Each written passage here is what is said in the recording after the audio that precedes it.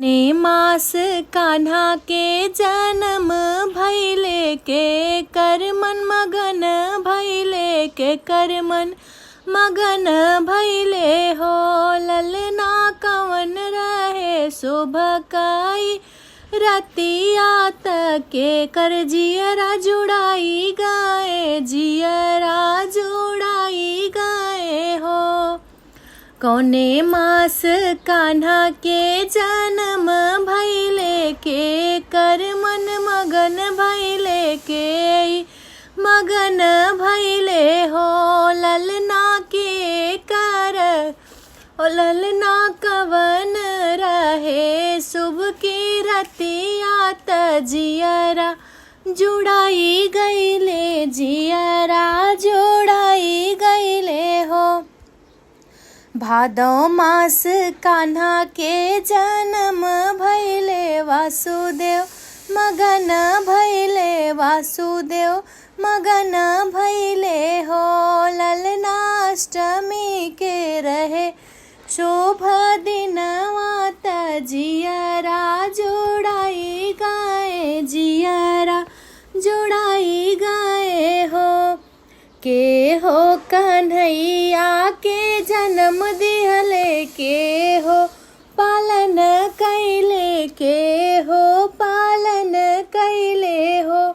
ललना के करे आंगनवा कान्हा खेले आंगना आजोर भैले आंगना आजोर भैले हो। ललना के करे आंगने कान्हा खेले आंगना आजोर भैले आंगना आजोर भैले हो। देवकी कन्हैया जी के जन्म दिहले यशोदा पालन की यशोदा पालन की हो। ललना नंद के आंगनवा कान्हा खेले आंगना आजोर भैले आंगना आजोर भैले हो। ललना नंद के आंगने कान्हा खेले आंगना आजोर भैले हो। के हो लालन के लूटावे मोहर के गावे सोहर के गावे सोहर हो।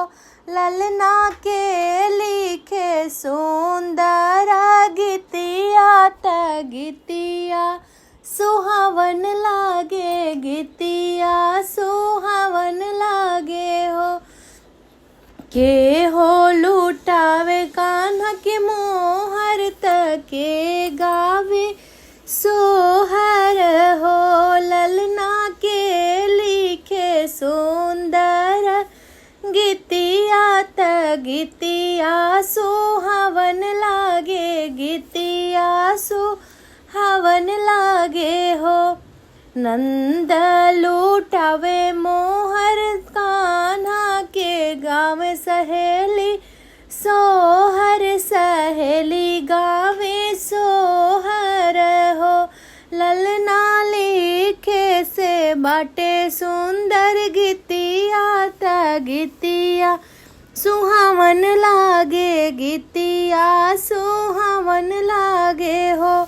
ललना सब मिली लिखे सुंदर गीतिया गीतिया सुहावन लागे गीतिया सुहावन लागे हो। कौने मास कान्हा के जन्म भैले के कर मन मगन भैले के कर मन मगन भैले हो। ललना कवन रहे शोभ रतिया जियरा जुड़ाई गए जियरा जुड़ाई गए।